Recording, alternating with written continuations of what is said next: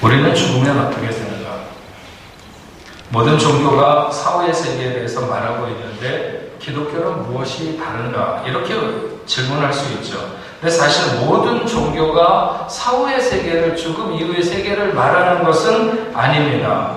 일신론을 주장하는 종교만이 사후의 세계를 보통 말합니다. 불교라든지 아니면 힌두교라든지 여러 곳이나 이런 곳에서는 윤회설이라든지 우리가 얘기하는 그 사후의 세계와는 좀 다릅니다. 예수 그리스도가 십자가에 달려 죽은 사실을 유일하게 부인하는 책이 있다면 그건 코란입니다. 코란은 예수가 죽은 것처럼 보였지만 실상은 죽지 않았다 이렇게 얘기를 합니다. 그것 하나만으로도 코란은 믿을 수 없는 책이 분명합니다. 예수님의 십자가 죽음에 대해서 그 당시에 많은 믿지 않는 사람들 가운데서 있는 유대계의 역사가들이라든지 아니면 로마라든지 그리스 이런 모든 곳의 기록들은 다 한결같이 그 예수가 십자가에 달려 죽었다고 하는 것을 증언하고 있습니다. 그래서 학문적으로 예수가 십자가에 달려 돌아간 것이 분명한 사실인가 하는 의문을 갖는 것은 내가 태어나기 전에 우리 할아버지가 돌아가셨는데 그 할아버지가 실제로 역사상 실존했던 인물인지 잘 모르겠다 이렇게 말하는 것과 비슷한 주장입니다. 많은 사람들 가운데 예수가 역사적 실존 인물인가 하는 것에 대해서조차 의심을 갖는 사람들이 수도 없이 많습니다. 그들은 한결같이 역사적 사실에 대한 공부가 많이 미흡한 거죠. 이런 사람들일수록 과학적이라고 하는 것에 믿음이 굉장히 강합니다. 그래서 예수가 역사상 실존 인물이었다고 하는 것을 과학적으로 증명한다면 믿겠다고 하지만 사실 우리나라 이주 500년에 나오는 모든 왕들의 기록으로 그들이 생존했음을 나타내는 것보다 훨씬 더 예수 한 분에 대한 기록이 방대하고 많다는 것을 우리는 알아야 합니다. 오늘 우리는 예수 부활에 대해서 말씀을 들으려고 합니다. 예수께서 십자가에 죽은 것이 역사적 사실이라 할지라도 그분이 정말 죽은 자 가운데서 부활하셨다고 하는 문제는 또 다른 문제가 아닌가? 정말 그분이 부활하셨다면 이것이야말로 모든 사람들에게 믿음을 주기에 충분한 것이 아닌가 하는 것이죠. 많은 사람들이 교회를 나오면서 예수의 출생에 대해서 알고 또 예수의 일생에 대해서도 알게 되고 예수의 죽음에 대해서도 알게 되고 그 부활에 대해서도 알게 됩니다. 근데 모두가 다 그렇게 알아가는 것은 아닙니다. 사도 바울 같은 경우를 보면 그는 가장 먼저 예수의 부활을 알게 됩니다. 부활하신 예수를 만나게 되는 거죠. 그리고 그분의 죽으심에 대해서 알게 되고 그분의 일생에 대해서 그분이 이 땅에는 왜 오셨는가 하는 이런 것을 알게 되는 것입니다. 다른 사람들이 알아가는 통상적인 방법과 반대로 알게 되는 것이죠. 그런데 그 부활하신 예수를 만났다고 하는 그 놀라운 경험은 그로 하여금 그의 평생에 그를 위한 예수를 위해 헌신하며 그를 위한 죽음으로 생을 마감하게 됩니다. 물론 그는 예수 그분과 같이 부활할 것에 대해서 의심하지 않았기 때문에 죽음도 그의 두려움이 될 수는 없었습니다. 그는 본래 예수 믿는 사람들을 잡아서 죽이는 일에 앞장서던 그런 사람이었고 그래서 스데반이 순교할 때도 그의 옷을 지키고 맡았던 사람입니다. 그러나 예수의 부활은 그의 생을 완전히 바꿔놓았죠. 부활은 그런 일을 그의 생에 일으키기에 너무나도 충분한 사건이었고 그의 일생을 드림을 위해서도 그건 충분한 사건이었고 경험이었습니다. 여러분 고린도전서 제가 묵상 차일 처음 예배 시작할 때 읽었던 말씀이 고린도전서 15장에 나와 있는 말씀을 중심으로 해서 쓰여진 것인데 이 고린도전서 15장은 58절까지 비교적 한 장이 굉장히 긴 장인데 이 고린도 전후서를 통해서 가장 긴 장입니다. 그런데 이 고린도전서 15장은 전부 예수 부활에 관한 증거를 하고 있습니다. 어떤 젊은 학자가 자기가 조금 더 어린 공부하던 철학도로서 공부를 하던 시절에 자기가 회심을 하고 예수를 믿게 된 것은 바로 이 고린도전서 15장에 기록된 부활에 대한 기록 때문이라고 고백을 했습니다. 자기가 철학을 공부하는 학생으로 맹목적인 믿음을 배제하는 것이 자기에게는 그 당시에 너무나도 중요했다고 하는 것입니다. 그런데 고린도전서 15장 앞부분에 기록된 말씀이 사실이 아닐 수 없는 사실이라는 것을 발견하게 되었다고 하는 것이죠. 거기에 보면 사도 바울이 이렇게 기록하고 있습니다. 형제들아, 내가 너희에게 전한 복음을 너희에게 알게 하노니 이는 너희가 받은 것이요 또 그 가운데 선 것이라. 너희가 만일 내가 전한 그 말을 굳게 지키고 헛되이 믿지 아니하였으면 그로 말미암아 구원을 받으리라. 내가 받은 것을 먼저 너희에게 전하였으니 이는 성경대로 그리스도께서 우리 죄를 위하여 죽으시고 장사지낸 바 되셨다가 성경대로 사흘 만에 살아나셨느니라. 성경대로 우리의 죄를 위하여 죽으시고 성경대로 사흘 만에 살아나셨다고 하는 것은 엄청난 증거들을 뒷받침하고 있는 것입니다. 구약의 모든 성경에서 예수 그리스도가 이 땅에 왜 오시며 어떻게 오시며 그분은 어떤 삶을 살실 것이며 어떻게 죽을 것이며 이런 모든 것들에 대해서 다 예언해 놓고 있습니다. 성경은 약 40명의 저자들에 의해서 몇천 년의 역사를 가지고 기록된 서로 다른 시대의 다른 사람들이 기록한 성경입니다. 거기에 일관되게 예수 그리스도가 이 땅에 오심에 대해서 그리고 죽으심에 대해서 다시 사심에 대해서 말씀해 놓고 있습니다. 그러니까 예수가 성경대로 오셨고 성경대로 죽으셨다고 하는 것은 엄청난 뒷받침의 증거가 있는 거죠. 근데 그 다음에 계속 보면 게바에게 보이시고 예수님이 부활하셔서 게바, 베드로를 얘기하는 겁니다. 게바에게 보이시고 후에 12 제자에게와 그 후에 500여 형제에게 일시에 보이셨나니 그 중에 지금까지 대다수가 살아있고 어떤 사람들은 잠들었으며 그 후에 야고보에게 보이셨고 그 후에 모든 사도에게와 맨 나중에 만삭되지 못하여 난 자와 같은 내게도 보이셨느니라.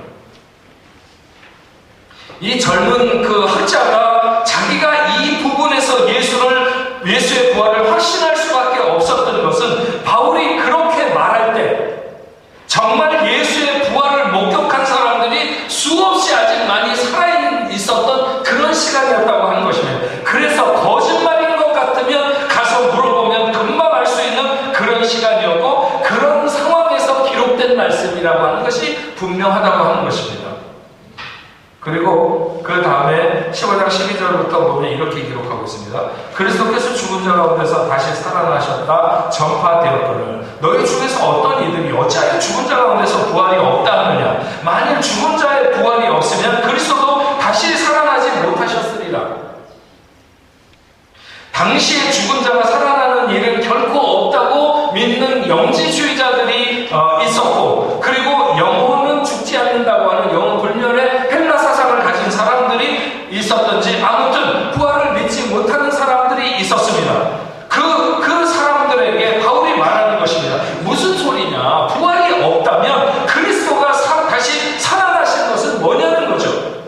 그 수많은 사람들이 분명히 십자가에 죽으셨음과 다시 살아나신 예수를 만났고 나도 그 중에 한 사람이고 아직도 얼마든지 그 사람에게 가서 물어볼 수 있는 사람들이 많이 있는데 부활이 없다고 하는 것이 무슨 말이냐. 젊은 철학가는 역사적으로 실증적으로 이것이 사실이 아니라면 이렇게 기록될 수는 없다는 것입니다. 금방 누군가에게 가서 물어보면 분명히 알 수 있는 것을 그가 사실에 입각해서 기록하고 있는 것이 너무 분명하지 않느냐는 것입니다. 그래서 자기는 그 부활의 증거가 참이라고 하는 것을 받아들이게 되었다. 이렇게 말했습니다. 그래서 옛날부터 그렇게 말하는 분들이 종종 있었어요. 예수의 부활은 덮어놓고 믿어야 하는 것이 아니라 도서관에 가서 책을 찾아보고 알아야 하는 것이라고. 예수의 부활을 목격하거나 체험한 사람들이 다 죽고 난 이후에 몇십 년 지나고 몇백 년 지나고 난 다음에 사람들이 증언을 하는 것이 아니라 그 사람들이 여전히 살아있는 그 시간에 대다수의 사람들이 다 살아있는 순간에 증언하는 것이고 고백한 것이라고 하는 것입니다. 계속해서 고린도전서 15장 조금 더 보면 14절부터 만일 그리스도께서 만일 다시 살아나지 못하셨으면 우리가 전파하는 것도 헛것이요 또 너희가 믿는 것도 헛것이며 또 우리가 하나님의 거짓 증인으로 발견되리니 우리가 하나님이 그리스도를 다시 사셨다고 증언하였습니다. 만일 죽은 자가 다시 살아나는 일이 없으면 하나님이 그리스도를 다시 살리지 아니하셨습니다. 지금 사도 바울은 부활이라고 하는 것과 그리스도의 부활을 같이 가리키고 있는 것입니다. 그래서 만일 죽은 자 가운데 다시 살아나는 일이 없으면 그리스도도 다시 살아나는 일이 없을 터요. 그리스도께서 다시 살아나는 일이 없으면 너희의 믿음도 헛되고 너희가 여전히 죄 가운데 있을 것이요. 또한 그리스도 안에서 잠자는 자도 망하리니 만일 그리스도 안에서 우리가 바라는 것이 다만 이 세상의 것뿐이면 모든 사람 가운데 우리가 더 불쌍한 자가 되리라. 예수를 열심히 믿는다고 하다가 죽은 사람들, 예수를 믿다가 핍박받아서 죽은 사람들, 먼저 그렇게 순교한 사람들, 그 사람들은 다 뭐가 되는 거냐? 예수께서 죽은 자 가운데 살아나는 것이 아니냐면, 그리고 이 세상의 삶이 전부라면 오늘 우리가 예수를 믿는다고 하는 것은 얼마나 불쌍한 일이냐? 이런 예수 부활에 대한 믿음이 없이 오늘 우리가 살아간다면 이 세상 아무리 열심히 살아도 그건 너무나도 불쌍한 삶일 수밖에 없다. 사도 바울이 지금 그렇게 가르치고 있는 것입니다.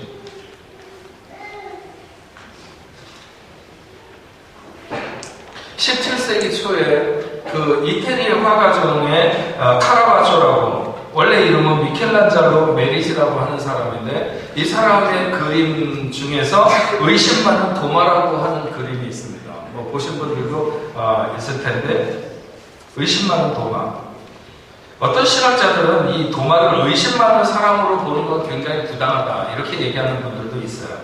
왜냐하면 본문에 부활하신 예수님에 대해서 도마가 믿지 못하겠다고 이렇게 얘기를 했지만 그때 상황은 도마에게 그 이야기를 예수님이 부활했다고 하는 이야기를 전해준 사람이 그렇게 그 요한처럼 예수님의 십자가 밑에서부터 쭉 따라다니면서 다 본 사람이 아니라 자기도 건너서 들어서 알고 있는 사람을 통해서 이 도마가 들었을 때 자기의 의견을 그렇게 말했다고 하는 것이죠.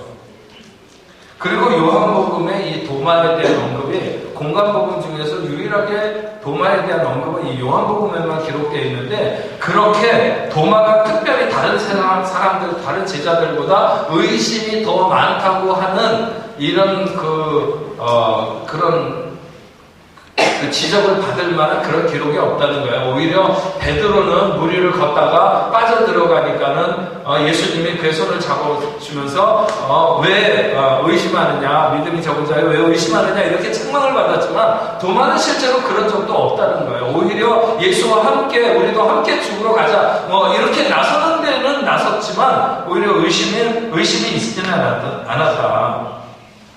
근데 어쨌든 그 카라바조의 그림에는 예수님이 도마의 손을 잡아다가 자기의 옆구리, 예수님의 옆구리 그 창자국 난 거기에 손가락을 넣는데 도마가 예수님의 그 눈을 쳐다보지도 못하고 아니면 그 손가락이 자기 손가락이 들어가는 지금 그 손가락이 들어가고 있는 그 예수님의 그 상처에 거기도 쳐다보지 못하고 눈을 다른 데로 이렇게 시선을 피하고 있는 그림을 그렸어요.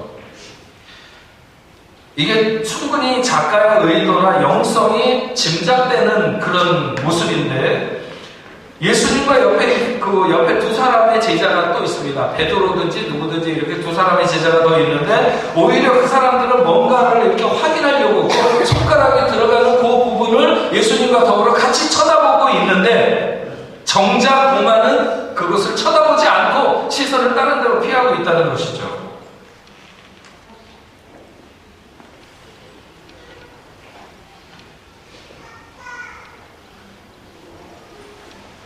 도마는 제가 생각할 때 도마는 그가 말은 어떻게 했는지 몰라도 주님이 그에게 나타났을 때 주님이 부활하셨다고 하는 것을 즉시 알았을 것입니다. 그래서 주님이 그의 손을 잡아서 자신의 상처로 이끌 때 이미 떨리는 그 주체할 수 없는 마음이 있었고 그래서 시선을 어디에 둘 줄 몰라 하는 그런 모습으로 이 그 작가는 그린 거죠. 본문 우리가 읽은 부분 27절에 보면 도마에게 이르시되 내 손가락을 이리 내밀어 내 손을 보고 내 손을 내밀어 내 옆구리에 넣어보라. 그리하여 믿음 없는 자가 되지 말고 믿는 자가 되라. 실제로 도마가 주님의 옆구리에 손을 넣었는가 하는 것에 대한 그런 기록은 없습니다. 이건 카라바초의 그림의 작가의 상상력이죠. 저도 도마가 손을 정말 집어넣었을 것이다 이렇게 생각하는 것에 동의하지 않습니다. 너희에게 평강이 있을지어다 하고 주님이 자기가 선 그 자리 앞에 나타났을 때 도마는 부활하신 예수님, 주님을 목격하고 순간적으로 깨달은 거죠. 주님이 정말 부활하셨구나 이렇게. 그래서 그는 즉시 나의 주님이시여 나의 하나님이시니이다 이렇게 고백합니다. 아주 힘있고 완벽한 고백이죠. 예수님께서 너는 나를 본거로 믿느냐? 보지 않고 믿는 자는 더욱 복되도다.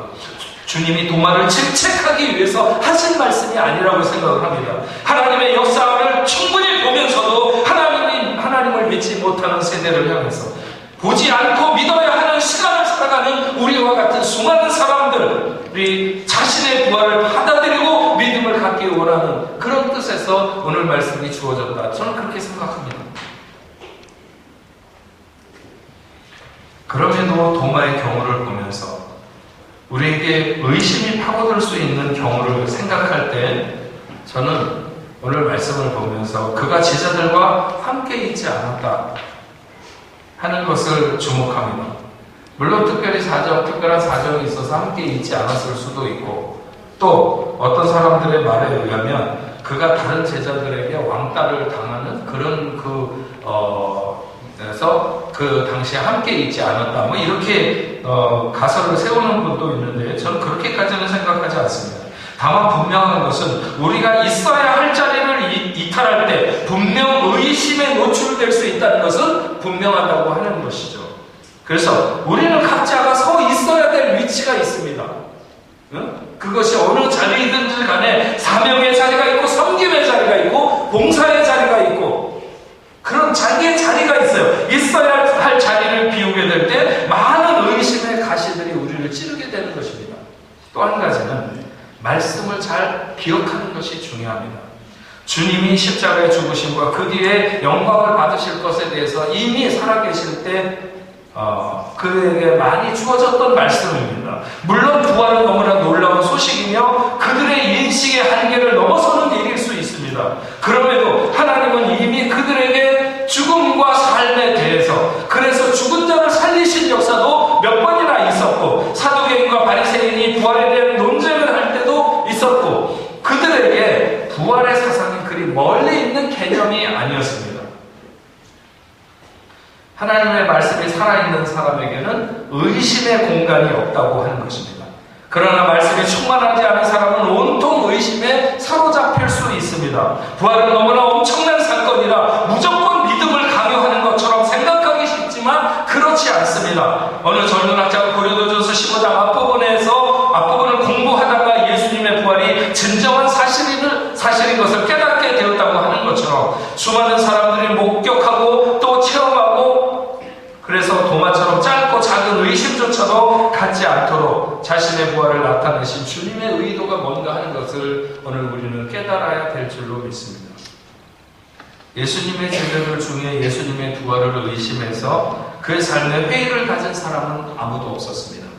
죽기까지 그들에게 늘 힘이 되고 능력이 되는 것은 예수께서 부활하신 첫 열매가 되셨다고 하는 거죠. 이것도 고린도전서 15장 20절에 가면 말씀하고 있습니다. 그러나 이제 그리스도께서 죽은 자 가운데서 다시 살아나서 잠자는 자들의 첫 열매가 되셨도다. 사망이 한 사람으로 말미암았으니 죽은 자의 부활도 한 사람으로 말미암았다.